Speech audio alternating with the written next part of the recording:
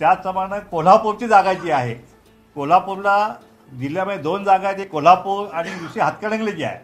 कोल्हापूरमध्ये स्वतः राजर्षी छत्रपती शाहू महाराज हे निवडणूक लढवत आहेत.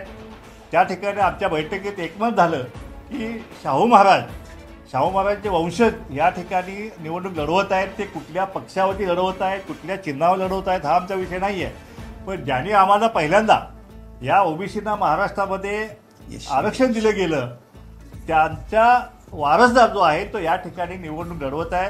आणि त्यामुळं आमचं कर्तव्य बनतं आहे की आमच्या सगळ्या या कोल्हापूर जिल्ह्यातला ओबीसी भटकेमुक्त बांधव जो आहे तो त्यांनी त्यांच्या पाठीमागं ठामपणे उभा राहावं अशी आमची भूमिका जी आहे ती आजच्या बैठकीत आम्ही व्यक्त केलेली आहे. आणि त्यांना आणि सक्रिय पाठिंबा आणि त्यांना भेटून आम्ही देणारच आहोत.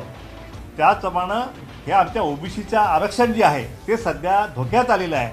तर आम्ही त्यांना विनंती करणार आहोत की हे ओबीसीचं धोक्यात आलेलं आरक्षण जे आहे त्या आरक्षणाचं संरक्षण करण्याची जबाबदारीसुद्धा जी आहे ती ह्या ठिकाणी छत्रपती शाहू महाराजांनी घ्यावी अशी विनंती जी आहे ती आम्ही छत्रपती शाहू महाराजांना आम्ही त्या ठिकाणी करणार आहोत. आणि आम्हाला आशा आहे की त्यांच्या पूर्वजांनी दिलेलं आरक्षण जे आहे ते त्याचं संरक्षण करण्यासाठी ते महाराष्ट्रातील तमाम ओबीसी आणि भटक्या मुक्तांच्या पाठीमागं ते ठामपणे उभा राहतील असा आम्हाला विश्वास आहे.